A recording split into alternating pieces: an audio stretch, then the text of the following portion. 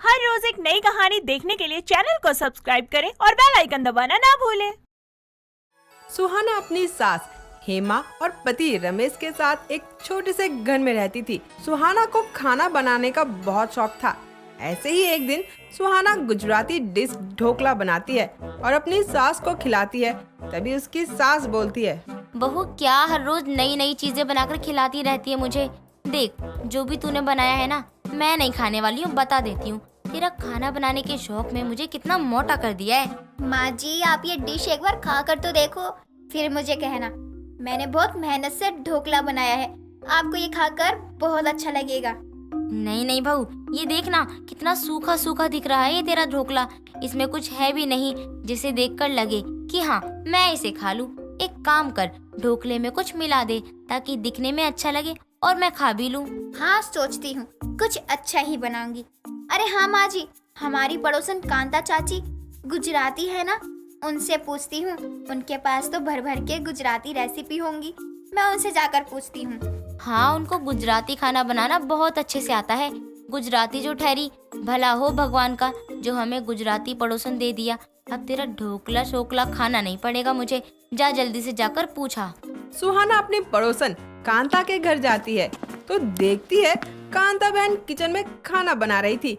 तभी सुहाना भी उनके पास जाकर कांता से बोलती है, ओहो क्या खुशबू है कांता चाची, क्या बना रही हो खाने में। इस खुशबू से तो मेरे मुंह में पानी ही आ गया। जरा टेस्ट करवाओ ना चाची मुझे भी। શું વાત છે સુહાના બહુ, તમને બી ટેસ્ટ કરવું છું?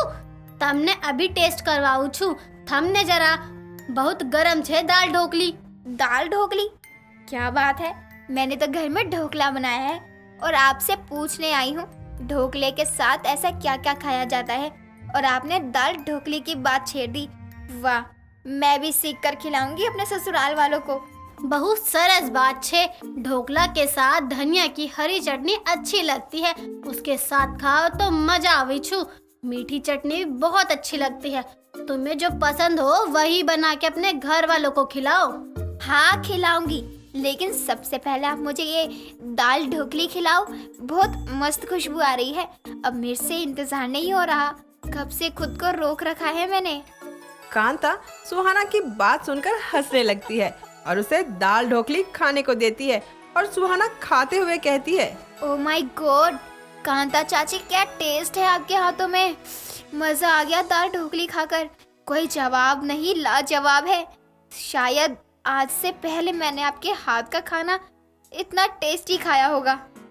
सच तुमको पसंद आई मेरे हाथ की दाल ढोकली? ऐसा करो तुम और खाओ और अपने घर पर भी ले जाओ, अपनी सास को भी खिलाना और मुझे बताना उनको पसंद आया या नहीं। कांता चाची पहले आप मुझे ये दाल ढोकली दो, अगर बच जाए तो मैं घर ले जाऊंगी। मुझसे उम्मीद मत रखना आप, मुझे खुद पर शक है ये दाल ढोकली घर तक पहुंच भी पाएगी या नहीं।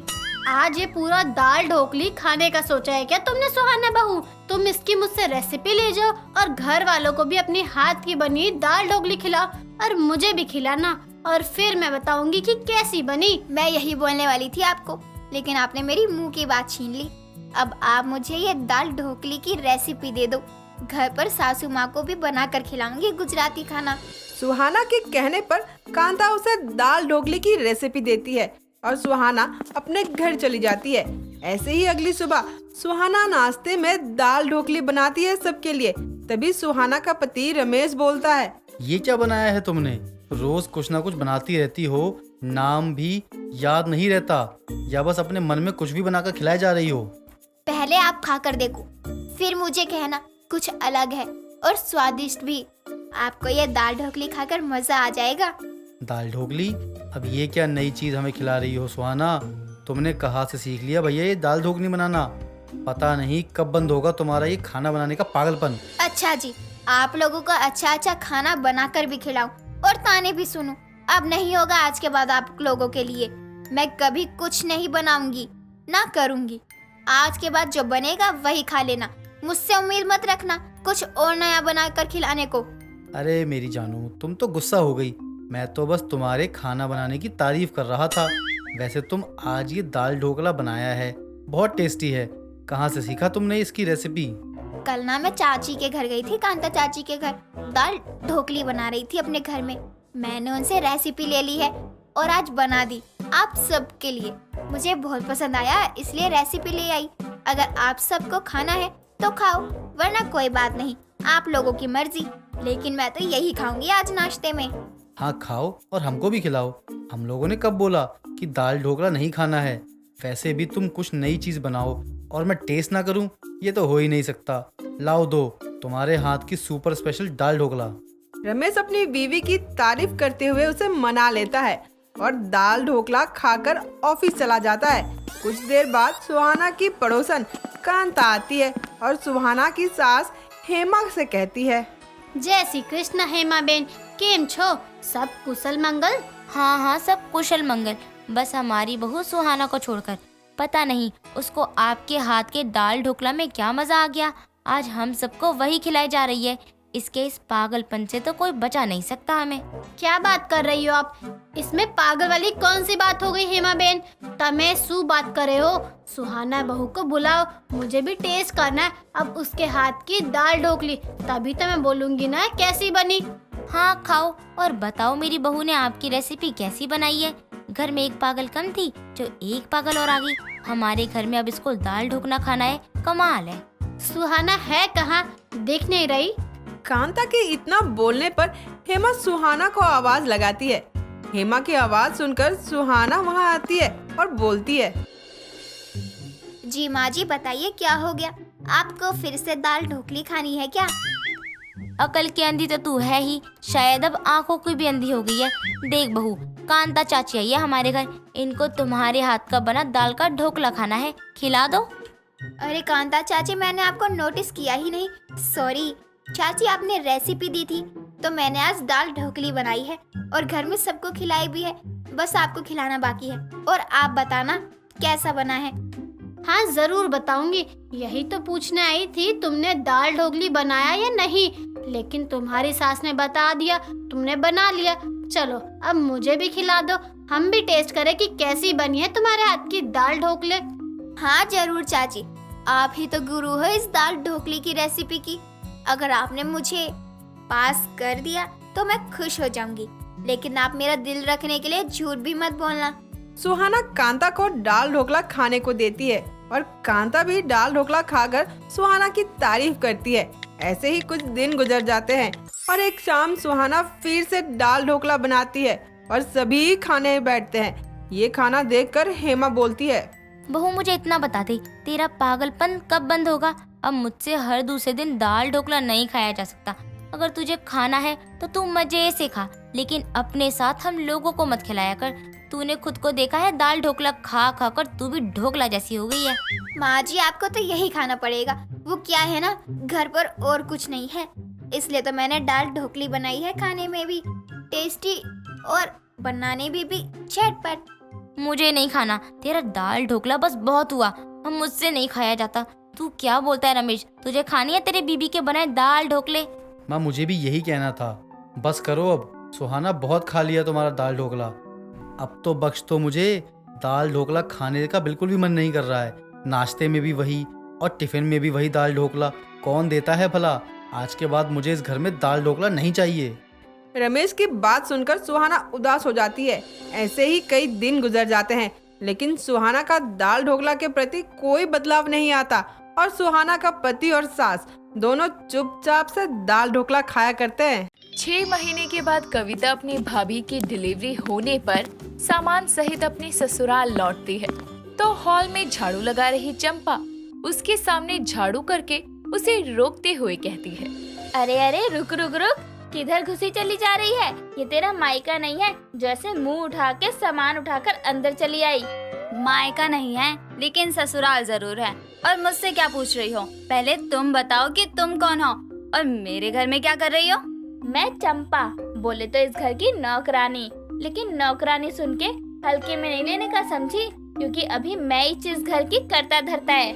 तुम नौकरानी कम नौटंकी ज्यादा हो। साइड हटो, कमरे में जाना है मुझे। आएगा, आजकल की छोकरी लोग कितनी चालू हो गई है। ओ हेलो, देखो अभी साहब और मालकिन घर पर नहीं है और मैं तुमको नहीं जानती, इसलिए बाहर निकलो। चलो बाहर तो तुम्हें मैं निकलवाऊंगी। तुम इस घर की नौकरानी हो तो मैं इस घर की बहू रानी हूँ। अब भी साइड होती हो या क्या? देख छोकरी, चंपा को चूना नहीं लगाने का क्या? तेरे बोलने से तू बहुरानी हो गई क्या? दोनों की बहस चालू हो जाती है। नौकरानी और बहुरानी एक दूसरे से पहली बार मिल रही थी। अपनी भाभी के गर्भवती होने के कारण कविता को 6 महीने के लिए अपने मायके जाना पड़ा था। कविता के मायके जाने के कारण घर के काम की जिम्मेदारी बूढ़ी सास ललिता पर आ गई थी। लेकिन 1-2 हफ्ते काम करने के बाद वो अपनी और घर की सुविधा के लिए चंपा नाम की नौकरानी को काम पर रखती है। चंपा के आते ही कविता की सास और पति को बढ़िया बढ़िया खाना मिलता और घर के काम की टेंशन तक नहीं थी। लेकिन अब जब कविता अपने ससुराल लौटी तो उसे नौकरानी चंपा के दर्शन हुए। दोनों की कहासुनी चल रही थी। तभी कविता की सास ललिता घर आती है और दोनों की काय को बंद करवा कर कहती है, अरे चुप हो जाओ दोनों। बहू रानी, ये क्या है? आते ही घर में महाभारत चालू कर दी। सासू माँ, ये नौकरानी किसने रखी है? जरा भी तमीज नहीं है इसे बात करने की। और देखिए, मुझे अंदर भी नहीं जाने दे रही। मालकिन, ये सच में मेम साहब है क्या? हाँ चंपा, यही मेरी बहू रानी है। अब ये भला क्यों झूठ बोलेगी? अभी मुझे कैसे पता होगा मालकिन? आपने तो मुझे इनकी कभी फोटो भी नहीं दिखाई। माफ करना मेम साहब, लेकिन मैं जानबूझकर नहीं रोकी आपको। ऐसा है? तुम ना अभी कुछ बोलो ही मत, वरना मैं गुस्से में क्या कर बैठूंगी मुझे भी नहीं पता।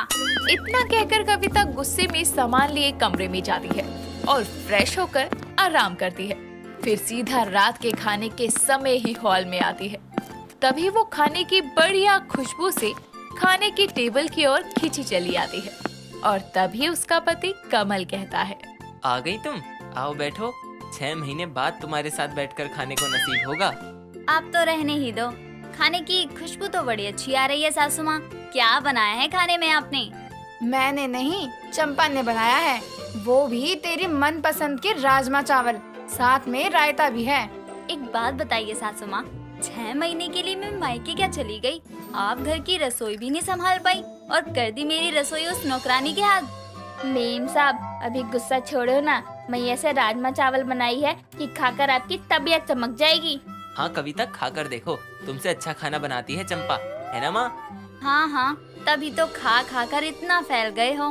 तुम तो कमरे में चलो। अरे बहू, जहाँ जाना है खाना खा कर चली जाइयो। बैठ अभी। इतना कहकर ललिता कविता का हाथ पकड़कर उसे कुर्सी पर बैठा देती है और कविता नौकरानी को घूरती हुई खाना खाने लगती है। समय बीतता है। एक रोज सुबह जब कविता मंदिर से लौटती है तो देखती है कि कमल नौकरानी को आवाज लगा रहा है, चंपा, चंपा कहाँ हो? साहिब, क्या हुआ? अब क्या नहीं मिल रहा आपको? मेरी घड़ी कहाँ है? आप बैठो साहब, मैं ढूंढ कर देती है। अरे चंपा, चाय पिला दे। 1 घंटा हो गया उठे हुए। हो मालकिन, बस चाय उबलने को डाली है, मैं अभी चलाती है। चंपा जल्दी करो। हे भगवान, मेरे घर वालों की जुबान पर तो इस नौकरानी के नाम का रट्टा सा लग गया है। सब समझ में आ रहा है कि क्यों इसने मुझसे आते ही कहा था कि नौकरानी नहीं बल्कि इस घर की करता धरता है, क्योंकि नौकरानी तो नौकरानी, घर की बहुरानी वाले काम भी यही कर रही है। वो ये सब सोच ही रही थी कि तभी उनकी पड़ोसन सुमति वहाँ आती है।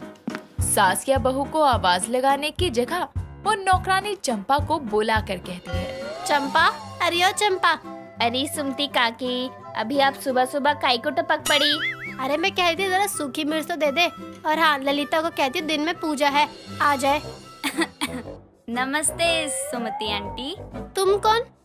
अरे कविता बहू, तू आ गई क्या? मुझे तो लगा पूरा साल तू अपने मायके में ही बिताने वाली है।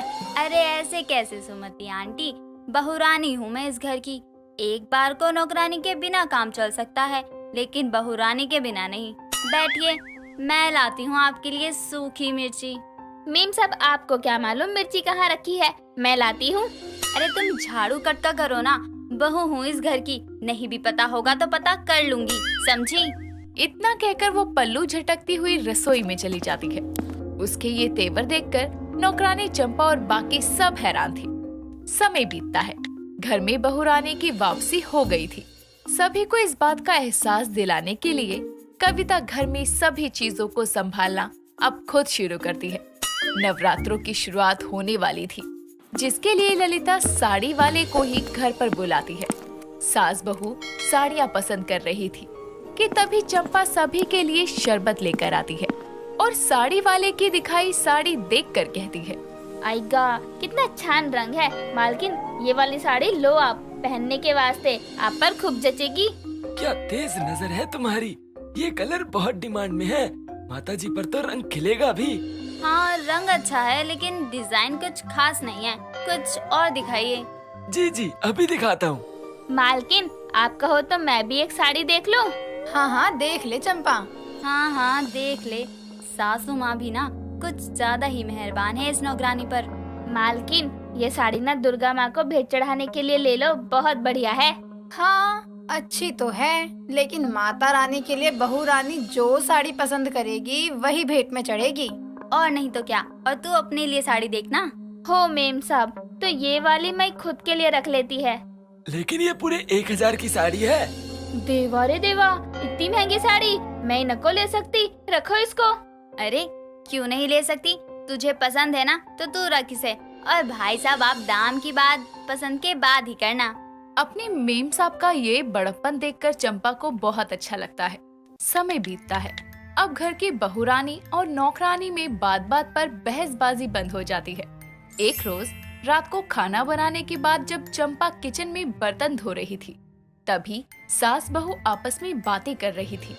तो ललिता कहती है, बहू मैं क्या कह रही थी, तूने मायके से आकर सब कुछ पहले की तरह संभाल लिया है, तो फिर अब नौकरानी की क्या जरूरत।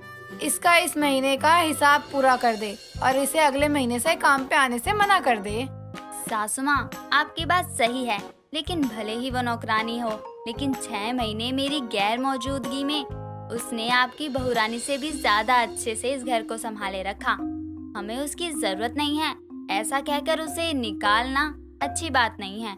और वैसे भी त्योहारों का समय है, इस वक्त तो उसे कहीं और काम मिलेगा भी नहीं, ऐसे में उसे काम से निकालना ठीक नहीं। कविता की कही सारी बातें किचन के दरवाजे पर खड़ी चंपा सुन लेती है और नमाखे लिए उसके पास जाकर कहती है, मेम साहब आप मुझ नौकरानी की भी कितनी परवाह करती है। सच में मालकिन आपकी बहुरानी खूब नेक इंसान है।